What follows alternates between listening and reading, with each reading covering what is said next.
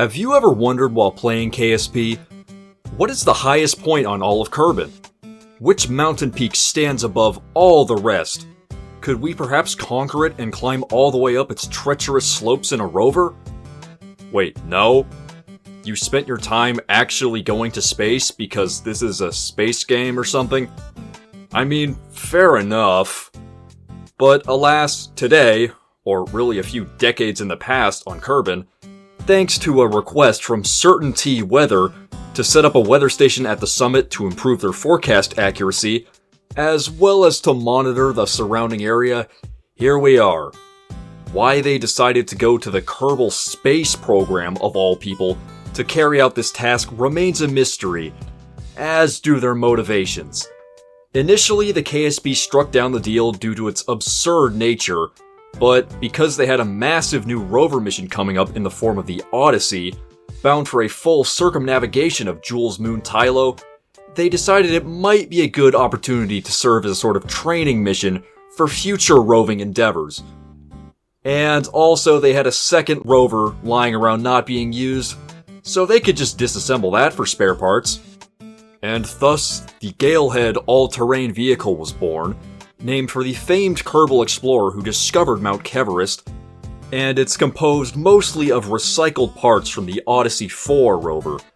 That's right, there were actually 4. Odyssey 1, the ugly, no-good dog turd of a prototype. Disgusting! Odyssey 2, the one that actually drove around Tylo. 3, which is now located at the National Aerospace Museum in Fugoidium. And 4, which was disassembled and scavenged for spare parts for this very mission. And speaking of this mission, the KSP assigned 7 of their Kerbinauts to execute it. Germund, the mission commander, Air Force veteran, and one of the first bogies to ever climb Mount Kevist back in his youth, Kerbin, chief engineer and professional complainer, Sebastian Kerbin, professional goofball and seasoned mariner, Harry Kerbin, mechanic and recent first place finisher in the K2 Rover Rally, Thompson Kerbin, middle name Major, also a future Odyssey crew member and a geologist, who famously said, "Kerbin is blue, and there's nothing I can do." Elilok Kerbin, meteorologist and former famous weather newscaster for Certainty Weather Network, which is ranked 13th out of 15 in accuracy. She, along with Thompson, will be the weather station's first occupants. And last but not least, we have Sugar Kerbin, one of the KSP's newer recruits, who, after this mission is complete, has been chosen to conduct Kerbalkind's first ever interstellar journey. To say she's excited about it is a bit of an understatement. It's practically all she talks about, after all. Oh man, I sure can't wait to go interstellar. Yes, Sugar, you've said that 64 times now. But now that we have met the crew, let's get back to talking about the rover. It's mostly built for show and actually not a lot else. You know, that interior isn't strictly necessary to transport the weather station per se, but it sure does look nice. As far as said weather station is concerned though, it's fairly basic in its design. Just a small research hub with a few weather instruments, including this anemometer, which I'm sure will end up spinning so fast that it turns the station into a helicopter at the summit. It's also got grip pads to avoid the bane of nearly every KSP base's existence, the ever so slowly sliding down a hill landing legs like just stay still, damn it. The actual rover itself is powered by 2 sets of 6 ducted fan blades mounted on rotors, giving it a top speed of about 60 to 65 meters per second on flat ground. And to keep the rest of the rover firmly off the ground, we have these wheels, which I actually later replaced with landing gear, because they can take way more punishment without breaking, and are generally less prone to random Kraken bullshittery. Besides, we don't actually need the motor power from the wheels, that's what the propellers are for anyways. But enough rambling, alright? How about we actually get going now? Certainty wants that weather station deployed on a pretty tight deadline after all. And so, after loading up the crew and cargo, the Galehead departed on its journey to summit the peak to rule them all. Well, at least on Kerbin anyways.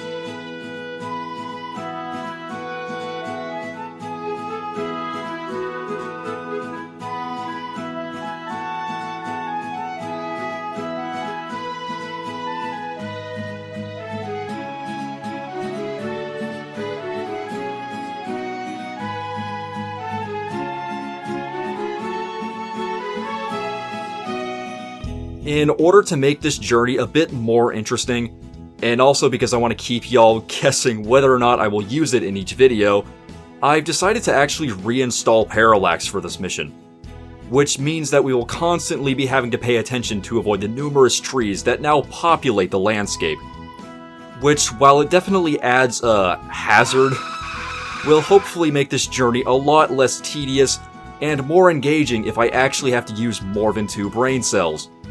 In addition to this, I'm also planning my route to avoid certain obstacles, such as the giant mountain range containing K2, because while I could go through it, it would most likely just take much longer than just taking the detour, and there's the fact that this mission is going to take long enough already.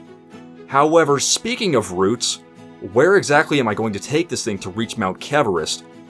As you can tell, it's quite a long journey. Initially, I considered heading northeast until I reached the coast at the city of Pickleville in the United Territories of Upper Colge, but decided against it when I remembered that Kerbin is in fact spherical, meaning that a route over the North Pole would actually be much more optimal. Plus, there was also the fact that I would be taking this rover, made in the Bogey Republic, the country where the KSC is located, through the openly hostile Badlands and aforementioned UT-UK, which, while it might be possible, I'd rather not have the KSP cause another international incident. Yeah, in case you haven't caught on already, the Bogey Republic and Badlands don't exactly get along that well. In fact, they've fought 3 separate wars over this one specific region called Krobistan, and rumor has it that a 4th one may break out at any time over the Badlands continuing to summon the Kraken in Bogey territory. Only time will tell, though, if peace will hold or not. So, instead, to avoid such an incident, I'm taking the Galehead up north, through the friendly nations of Swisherland and later through Hefland, both of which are active collaborators in the KSP. In fact, Harry and Thompson are actually from Hefland, by the way.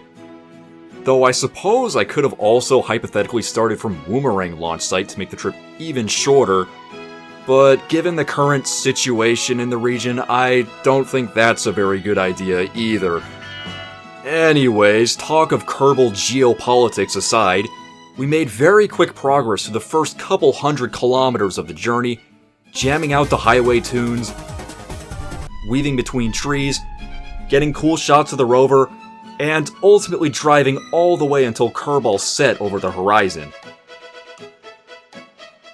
We also passed near the dreaded city of Lowell, a place that has been a backwater for nearly all of its history, the last and weakest of the republics to join the Bogey Republic during its formation centuries ago. It is said that if you are ever unfortunate enough to find yourself in Lowell, you should take this course of action. Listen carefully. Step 1. Leave. That's it. That's all you gotta do.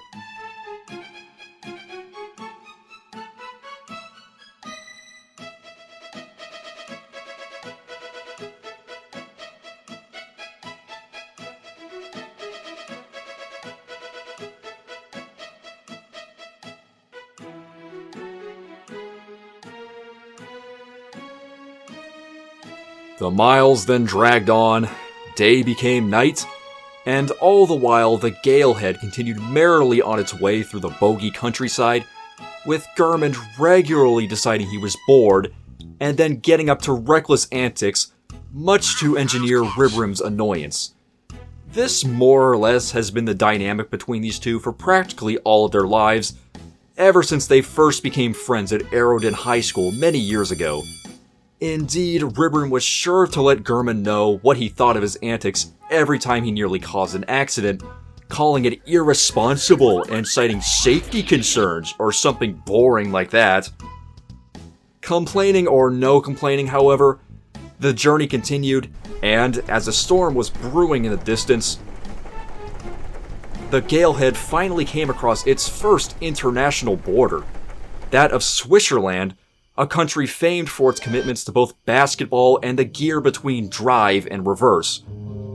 The actual border crossing was fairly uneventful, however, as both the Bogey Republic and Swisherland are part of the same KBESC customs union.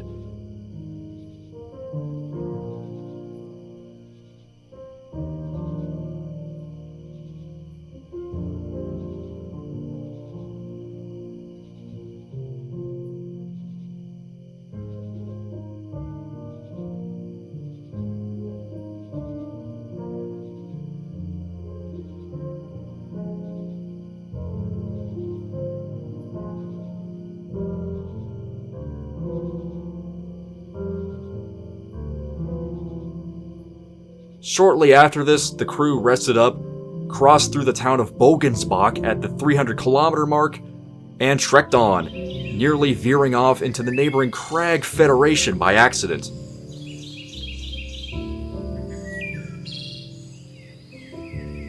And if you look on your left, you'll see the Platterhorn, one of the most iconic and internationally renowned mountains on all of Kerbin. However, given its relatively small size compared to its neighboring countries, we wouldn't be staying in Swisherland for too long, at least in terms of distance.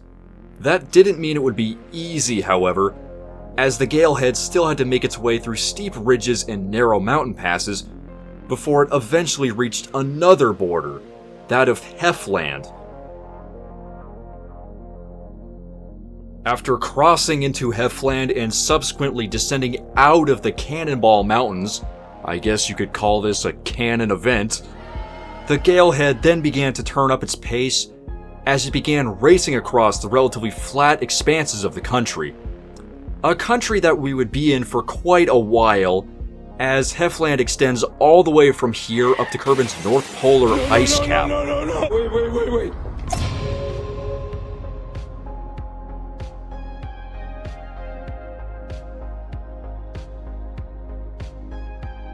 Speaking of ice, the temperatures here were already dropping to near freezing, at least according to the weather station's thermometer, that is.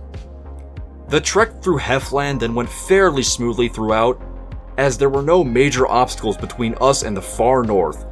Just pure, uninterrupted driving. With a bunch of near misses with trees, of course, though. Can't miss that.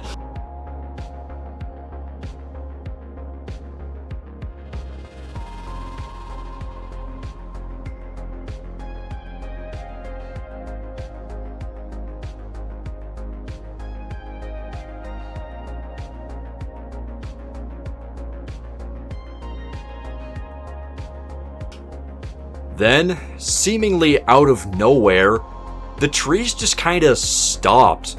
Because, as it turns out, once you go past a certain latitude north, it seems that parallax just stops generating trees altogether, which, while it makes the scenery look quite a bit more underwhelming, will at least remove the constant threat of me crashing head-on into a tree like some kind of vehicular lumberjack.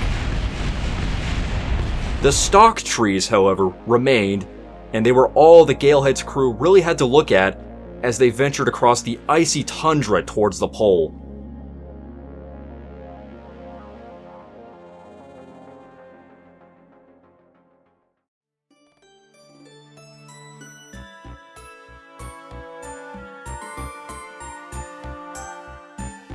Although rather quaint and peaceful, the drive across the open ice sheet would then prove to be by far the most boring part of a trip so far, with me more or less not even having to do anything for the better part of a couple of hours. The only notable things that happened during the ice sheet crossing was Sebastian insisting that the Galehead stop off at Lake Hoth so that he could go ice fishing, Sugar getting eaten by the pontoons, and having to free herself, and Germund discovering how to spice things up a bit by activating rave mode on the rover's lighting system.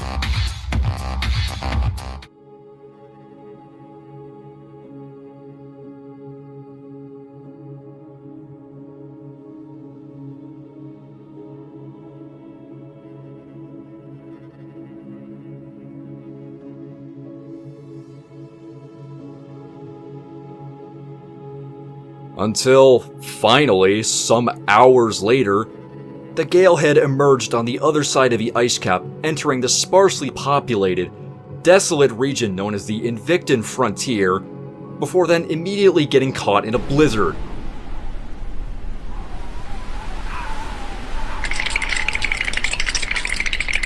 Lucky for us, though, it appears that the Galehead has four-wheel drive, as it kept traction despite the whiteout conditions.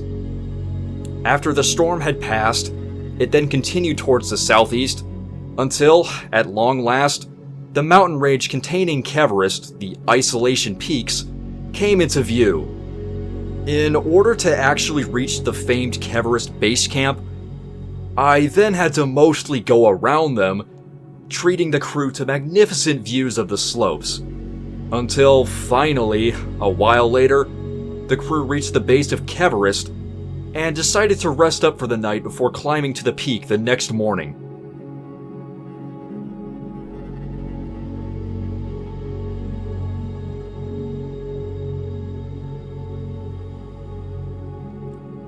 In order to ascend to the summit of the mountain, the crew decided to take the same route that Germund's expedition had taken many years earlier, called the Benfrod route, the expedition leader's namesake. It involves a slow ascent up this gently sloping valley that protrudes deep into the surrounding hills before moving on to the much steeper and more treacherous Toilet Bowl formation, or alternatively up the stratosphere ramp to its left. From there, they'll enter a relatively flat section populated by sparse tree cover and craggy rocks, before once again moving on to steep terrain, this time in the form of the Bond Face, before then making the final push to the summit along the Carhat Ridge, named for the first Kerbal in recorded history to have summited the mountain successfully. Eventually, day broke, and the Galehead began its ascent up the mountain. That is, until about 3 minutes later, the game crashed.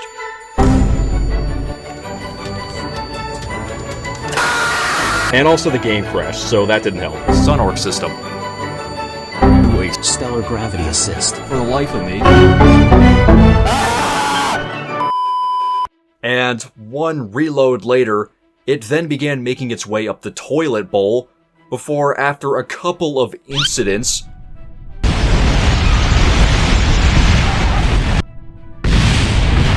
Germund realized it was a much better idea to take the stratosphere ramp route instead, as the rover's top-heavy nature made it prone to losing traction on very steep slopes. But it did make rock scrambling way easier. Progress became slow, and the fan blades were barely enough to keep the rover climbing at times, but alas, we did in fact make it up the slope, and then continued across Hooligan Ridge to Bond Face.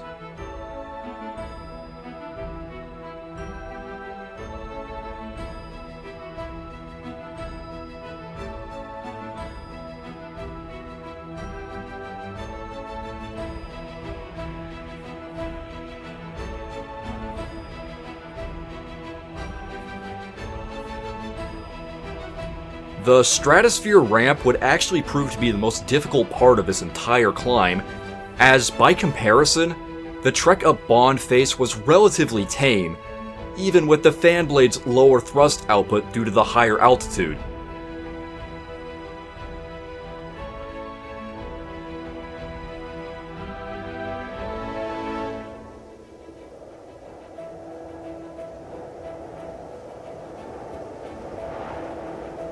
A dense fog then set in as the Galehead prepared for its final push towards the summit up the Carhat Ridge, where the crew were then surprised to see a single baobab tree, just chillin', at an altitude of more than 6,000 meters. Because apparently, for whatever reason, Kevist is part of Kerbin's grasslands biome? Okay, but I don't see no grass up here, game.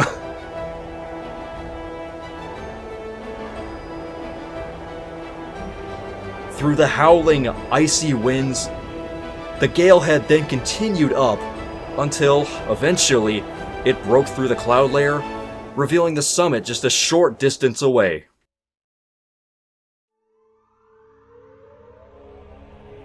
Until, after not even that long, really, the Galehead successfully summited Mount Kevist, and you could say the crew felt on top of the world as they did so. Anybody? Brother, this guy stinks! Okay, I'll see myself out.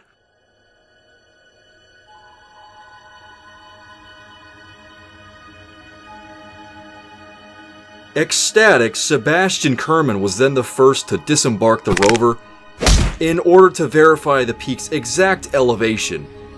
Because, you see, there's been some dispute over the years regarding its exact height, with estimates ranging from 6,761 all the way to 6,769 meters, And it turns out that said height is exactly 6,767 meters.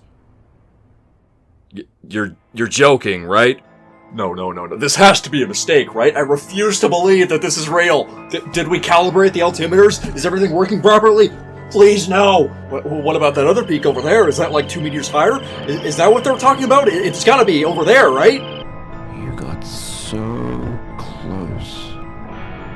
But this is past mending. You got the bad ending.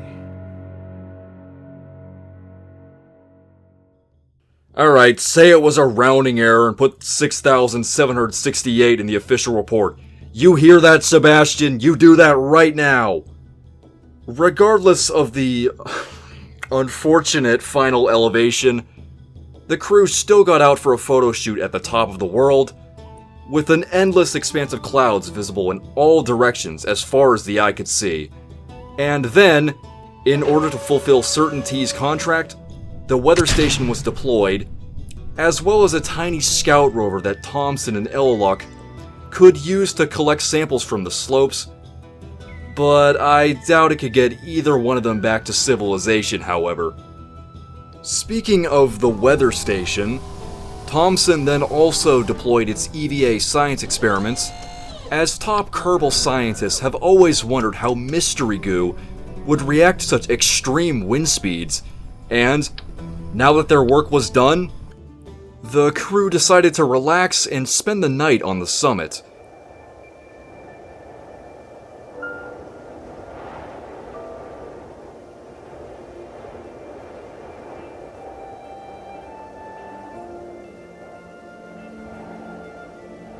During which temperatures apparently dropped to negative 61 degrees Celsius, making even most of Duna look pretty balmy by comparison.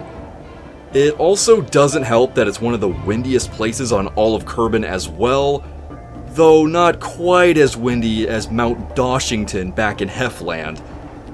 Eventually though, day broke the next morning, and after wishing them good luck, the rest of the crew departed from the summit, leaving Thompson and Ellock on the summit for the next few months. The actual descent would prove to be harder than the ascent in some ways, as it was very easy to accidentally gain huge amounts of speed very quickly if I wasn't paying attention. Luckily, however, I had anticipated this, and had built reverse thrust into the cow controller's config by allowing slightly negative blade angles, meaning that the fan blades could be used to assist in braking, allowing me to shoot directly down some pretty steep slopes.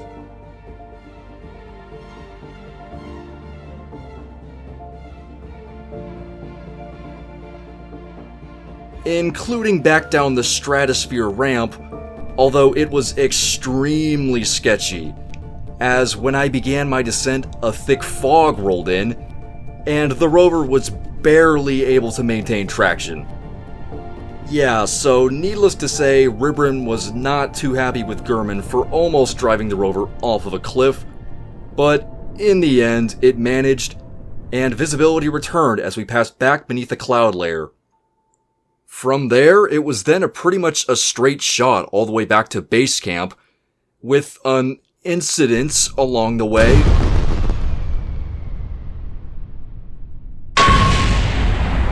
Seriously, how did I get down the ramp but mess this up?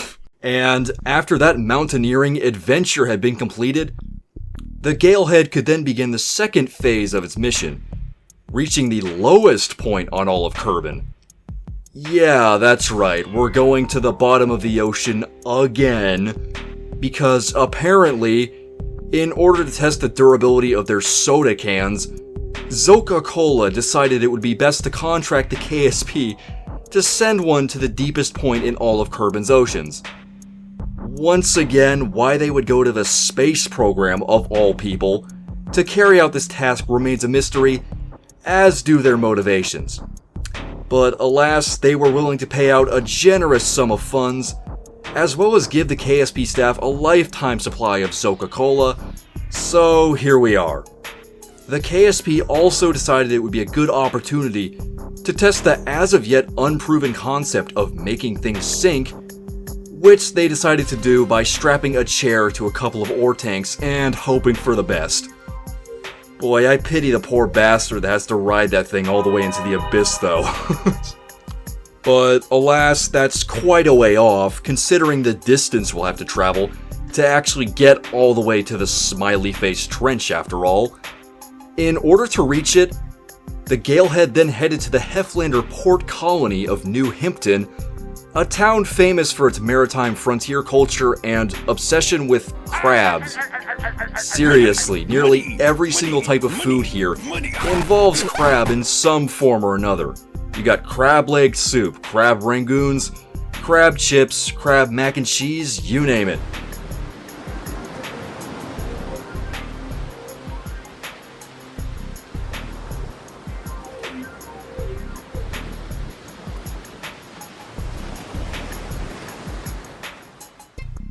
After setting sail from New Himpton, the Galehead then quickly had to adjust its course to avoid the numerous icebergs that Parallax had added to the oceans of the far north. Otherwise, it would have run the risk of ending up like the late KSS Tyrannic all those years ago. And from there, the Galehead then found itself venturing further and further out into open waters.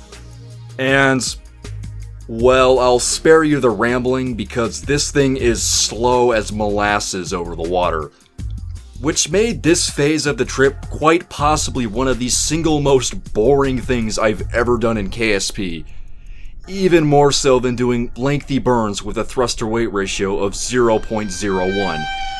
Pretty much the only interesting things that happened during the 2 or 3 Kerbin days at sea were the occasional course changes, as well as the thunderstorms that would happen here and there, and honestly, it took just ages. Okay, this took like several days in real life, because it was just that boring. Luckily, however, I didn't actually have to sit through all of it, as the Galehead was stable enough that most of the time I could just go off and do something else while it was running. I was also able to speed up the process a little bit by reducing the maximum rotor RPM and using 2 times time warp, reducing the time this journey took from literally the heat death of the universe to around the time the last star goes out. I suppose I could have maybe reduced it further to around the time of the Milky Way Andromeda collision by using 3 times or 4 times, but I'd rather not, considering how prone that makes rotors to just exploding for literally no reason.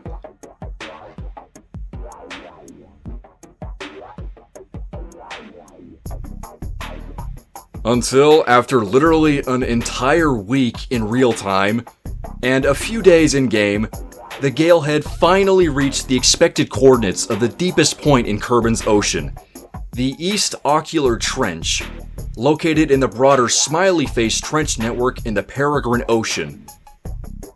During the multiple days it took them to reach this point, the crew had also been up to a number of shenanigans, including a bet made between Germund and Ribrim over whether or not Sebastian would accidentally fall asleep while taking his daily weather measurements. As it turns out, he did, meaning that Ribrim would be the lucky soul that would be strapped to the Zoka-Cola submarine as it sank to the bottom of the ocean. Begrudgingly, he then proceeded to board the crewed submersible vessel, before Germund happily swept the floor out from underneath him, and the sub, the Cola Crusher, was released, beginning its descent to the ocean floor.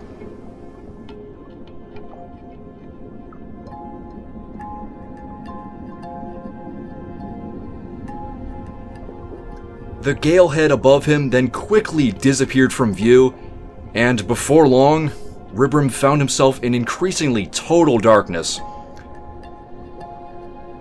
Well, minus the several bioluminescent organisms scattered about, that is. One can only hope he won't run into a lathe fish, a vicious predator famous for spinning its victims until they pass out. Lucky for him, however, he didn't run into any such creature, and a few minutes later, he touched down safely onto the seabed, at a depth of 1,391 meters, which is quite shallow, really, especially when compared to the monstrous depths we reached in a previous video. Just after touchdown, Ribram then looked over to find that the Coca-Cola can had, in fact, not survived the ordeal, being reduced to a sad heap of metal by the pressure.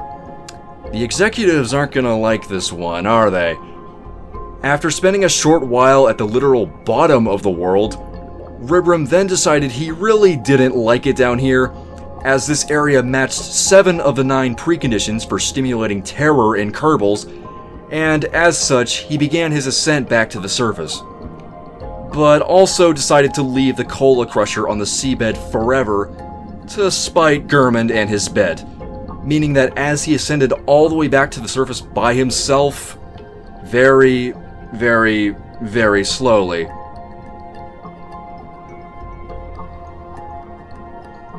Until literally so much later that it had since gotten dark out, Germund managed to spot Ribram surfacing through the cupola's IVA view, and Ribram successfully made his way back onto the rover.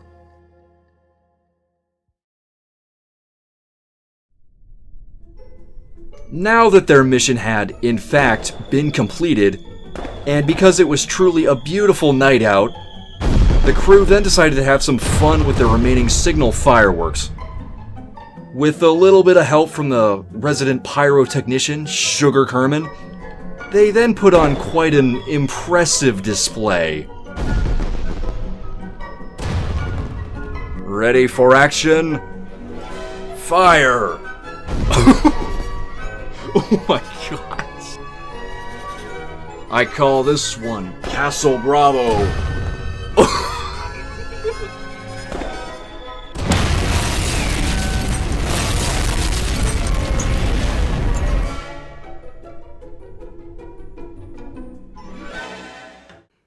And following that display, which very much got the attention of literally every single boat within a 50-mile radius, the Galehead was escorted back to the KSC and completed its mission in full, meaning that its crew had become some of the first in Kerbin's history to reach both the peak of Mount Kevist and the depths of the East Ocular Trench.